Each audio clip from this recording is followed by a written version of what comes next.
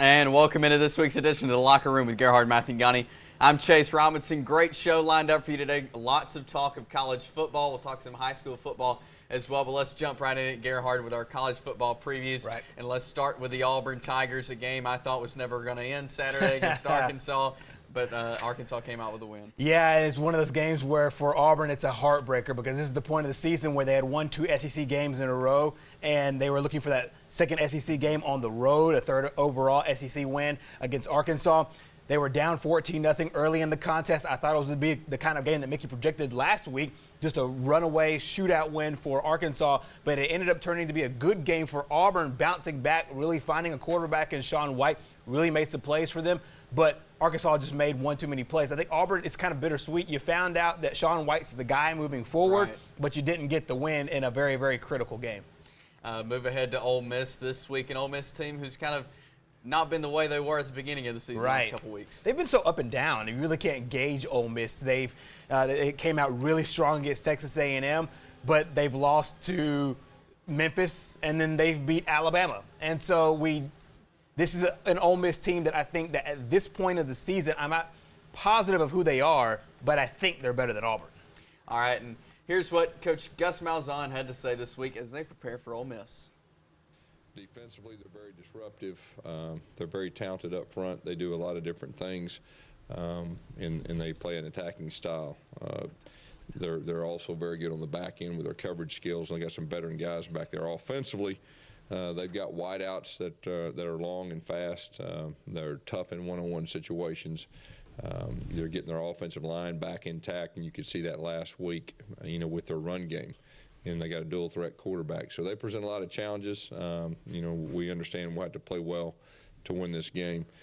The Tigers and the Rebels, you can catch that one at 11 o'clock on the SEC Network. Now moving over to Jacksonville State. EKU this week, right, a big game, but last week a big win over Austin Peay. Yeah, they really showed that the games that they need to win, they do win. They don't look ahead. One of the games last week against Austin Peay was another one of those teams. They were winless. They had been outscored 296-81 heading into that game. Jacksonville State's defense, as we take a look at here, one of the plays that they made behind the line of scrimmage, they did that all game long. Right. They ended up 82 total yards of offense. They're really clicking on both sides, but the good thing I think about this team is that they're not looking ahead, and EKU is a game that they could look ahead. And a big game in EKU. Mm-hmm. There's similar teams when you look at right. it. A lot on the line for JSU this week. There really is. EKU is one of the only teams in the OVC, with all due respect to all teams in the OVC, but they're the only legit one that could challenge Jacksonville State for the OVC championship. The number 12 team in the country, have a really strong running game, really good passing game. This game is now at Jacksonville State. One of the things that I think is key is that JSU head coach John Gross decided to make this the homecoming game, not to mention the fact that it's Halloween. And so they're expecting a nice game day atmosphere for what should be a really good game between these two teams. And here's what Coach John Gross and quarterback Eli Jenkins had this week as they prepare for EKU. I think if you want to see a good football game, you come to our place Saturday. You're going to see two quality football teams go at it. It's going to be a classic game. It's just going to be a good football game. It looks like we'll have pretty weather, so I think it's going to be a high 74 and sunny. And like I said, no reason not to come and sell this stadium out and show you support. And our guys will really appreciate that. And like I said, it's going to be a great football game. We prepare this week like we prepare any other week. We're not going to change anything from when we prepare for Austin Peay to UT Martin to now. So we're just going to go in it, taking it one day at a time, 1 week at a time. We want to win the day. We want to win the week. And that game is at 1 p.m. on ESPN3 over at Burgess Snowfield at Jacksonville State. Alabama has the week off this week as they'll get ready for LSU the next week. But going back to this past weekend of college football, what were some takeaways for you? Yeah, for Alabama, I think that Alabama once again looked really strong, and to me, at this point of the season, they're really clicking. They're really clicking on the cylinder that they need to as they head into a big game. Now, this is obviously the biggest game of the season to date for Alabama. This is a team in LSU that is undefeated, one of the top 5 teams in the country. And this is a chance for Alabama to take back their rightful place, so to speak, to get back to where they think they should be and really where I think they're actually playing. I think if I have a Final Four right now, Alabama's probably in it based on what they've done. I know there's other teams out there with better records, undefeated records, but I think on what they've done and what my eyes have shown me, Alabama looks like the kind of team that can go and compete with anybody in the country. They'll have a chance to prove that in 2 weeks. Now, the first college football playoff poll coming out pretty soon. What's that going to be like with so many? There's some one-loss teams that could make it in, but there's still a lot of undefeated teams. There are, and I think that the first rankings will be probably one of the most controversial because you have so many different factors to weigh. Right. You have teams that have key injuries with big-time players. You look at Georgia. You look at a team like Baylor. You look at other teams that have good records, but they might not have looked as good overall on the season. Right. Ohio State being one of those teams that struggled with, Northern Illinois early in the season. I just think that there's going to be a lot of interesting things, and we will see where the committee goes and where they kind of see teams, whether they see them on the basis of their merit or what their eyes are telling them to determine that first Final Four. It's going to be interesting to see, and we'll keep you covered with that here on The Locker Room. But we're going to grab a timeout. Coming up, we're going to talk more college football. We'll talk some high school football as well, so stay with us here on The Locker Room. And welcome back into The Locker Room with Mickey Shaddricks and Gerhard Mathigani. I'm Chase Robinson. We're continuing our football talk here on the show today. We're going to do a college football report card. I'm going to get these guys' opinion on Alabama, Auburn, and JSU and the grade that they give them. I'll start with you, Mickey, and Alabama. Alabama, I give Alabama an A.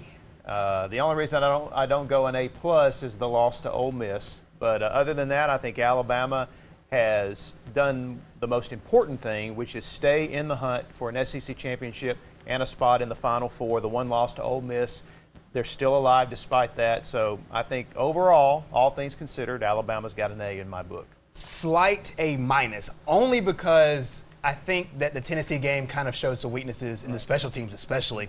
And I think that's a real concern for this Nick Saban team moving forward. However, I do think that they do have what it takes to get to the A+. We'll see in 2 weeks against LSU. All right, Gerhard, back to you with Auburn. Let's go D+.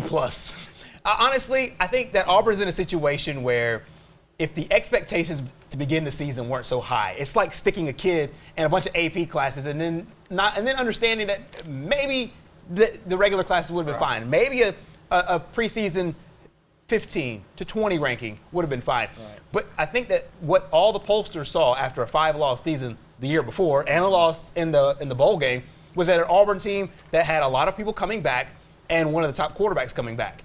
Now we've seen that top quarterback is now gone and benched for a guy that we now think could be the guy moving forward, and Sean White, an offensive line that's looked a lot better, and a defense that's looked good sometimes, bad sometimes.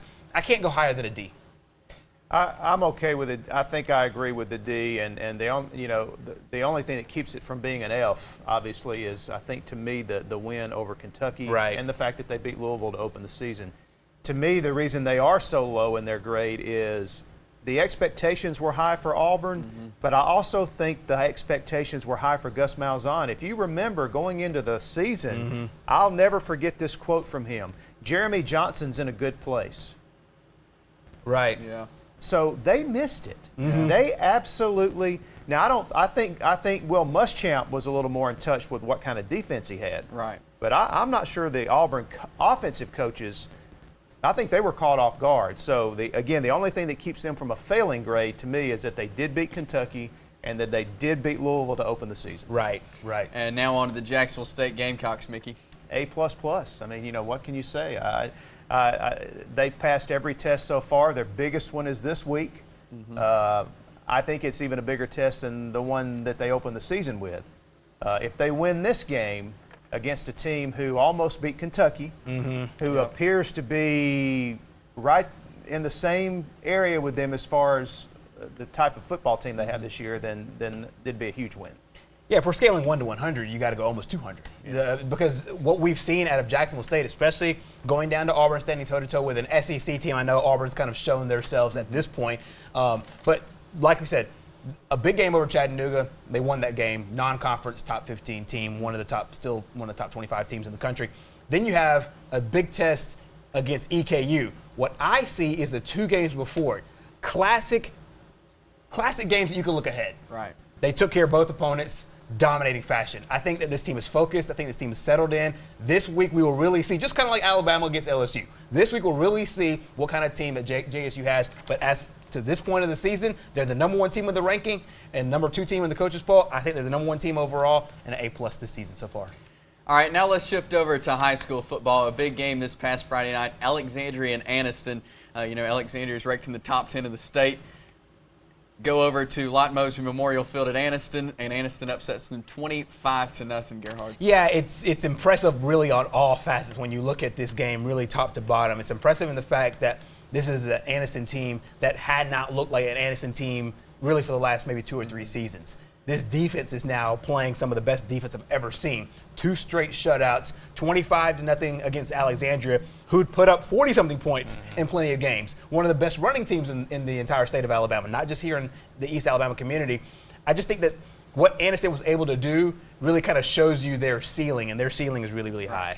Yeah, they proved last Friday night that they are capable of some special things with their current football team and the guys they have on the team. The key will be what they do from here. Can they get some consistency out of this? But, if you think about it, if I'd asked you guys last week, do you think Alexandria is a 2nd or 3rd round playoff team? Right. You'd have said, sure. Oh, yeah. Well, what is Anniston then? Yeah. I mean, they dominated the game. Alexandria could not move the ball. Normally Alexandria, they don't throw much.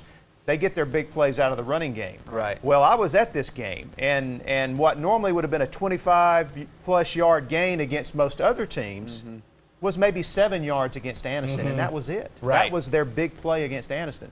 But again, the key will be can they build on this and do something with it, because it would be a shame to see this win really mean nothing and them get knocked out early in the playoffs. But obviously with their seeding, they're going to have a tougher first-round matchup. Right. Because of where they failed in the seedings. They started out a little slow, but they have the Anniston Bulldogs have finished strong, and that's what Coach Eddie Bullock told us this week on Bulldog Blitz. Well, it's good to be hot at the end. Yep. We've won in the past and then kind of tailed off a little bit toward the end because maybe we got a little content. But I'm just glad that we playing well at the end. Which is where it counts the most. Because everybody going to the playoffs. 0-0. So. Right. Regular season record really doesn't matter. The fact is how well you play in the game. Great game there between Alexandria and Anniston. Let's talk about a team across town, the Oxford Yellow Jackets. They have a chance to get into the playoffs. Yeah, it's a slight one, but they put themselves in position to make the playoffs. And we go back to that Pell City game where they won it by 1 point, 27-28. This is now an Oxford team that if they can go to Decatur and win, which is a winnable game, they need some help on the back end in Class 7A because of the way the tiebreakers work out with Mountain Brook and Huffman. Since Pell City beat Huffman, Pell City would get all of Huffman's wins if they beat Mountain Brook. Mountain Brook beats Huffman, then Oxford's got a chance to get themselves in. I think that Oxford is a very young team with a very, very, very bright future. Right. They got to take care of business in Decatur, but they got to get some help. But who would have thought at this point of the season they'd still be in? They still have a chance. I think it's going to be tough for them for everything to work out because if you look at this, first of all, you've got to make the comment about for 2 years in a row now, Oxford has lost to Valley. That's killed them. They were able to overcome it last year. They may not be able to overcome it this year. Right. It's a team that Oxford clearly was better than 2 years in a row, but they lost to them 2 years in a row. Second thing is, this team they're playing, Decatur, doesn't have a good record. It's same as Oxford, just 3-6. However, 4 of those losses, they were without their starting quarterback, who they got back last week, and they put 42 points on Florence. Right. And this is a team that also only lost to Bob Jones early in the season, 32-31. They got to go there on a Thursday night, and then also you got to have the help on the other side with Mountain Brook and Huffman. Right. So, but Oxford's just going to have to focus on going up there and winning. And you also have to wonder, after that tough loss last week to Chelsea, they had played good defense all season. And then all of a sudden they don't play good defense. It's really the first week they kind of not played good defense. You wonder, can these young kids get up for this game after the letdown last Friday night? Right. Another huge game this Friday night. It was a big one last season, another big one this season. Glencoe at Cleburne County Friday night. It's our game of the week, and I think it's a really, really good one because these are really 2 good teams. And I think for Coach Michael Short and for Coach Lee Osment, this does nothing but help their teams moving forward as they go into the playoffs. Glencoe going to 3A, Cleburne County going into Class 4A.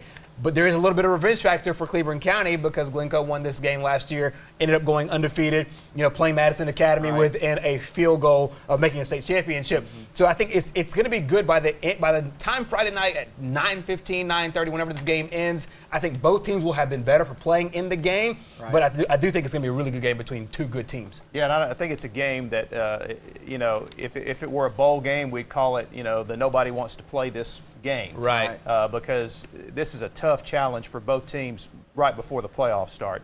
I do think Cleveland County has a little bit of an intangible advantage in this game. Wouldn't be surprised to see them win the game. Yeah. Coming up next, it's the Locker Room Roundtable. So hang out with us here on the Locker Room. And we're back here on the Locker Room. It's time for the Locker Room Roundtable.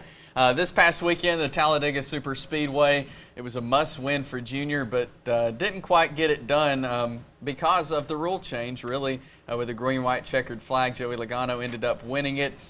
Does that take away from the race at all? I think, of course it does. I mean, you have a zillion Junior fans in the stands and a zillion Junior fans watching. But when you watch the way this thing ran out at the very end, with the two restarts at the end, where Kevin Harvick, maybe or maybe not, wrecked on purpose to keep his chances up, I think it hurt more because Junior was just 100 feet away. If he was 15th place, I would see where you could say that he didn't have a chance. But he was really robbed out of this race and a chase for a championship.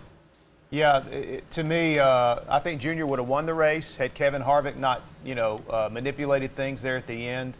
But to me, the bigger issue here, Chase and Gerhard, is Talladega. NASCAR's got a problem at Talladega. These races are so exciting, but you get to the end and you can't finish because some clown in the back that is out of contention keeps wrecking everybody. Right. So, we get to just be experts here and come up with all these ideas. So I got an idea about how to fix this. I don't know where you make the dividing line, but if you get down to this situation at Talladega, instead of letting the race get ruined by people who aren't in contention, when you go to those restarts, whether it's 20 through 42 or separate the two fields. Yeah. And keep those guys out of the way. They can still wreck back there and could still cause a caution, but at least get some separation between the starting group and the back group, or for that matter, tell the lap cars to go to the garage, or I don't know what, but they've got to do something. Yeah. And this was a good try this past Sunday to just make one attempt, which turned into two attempts.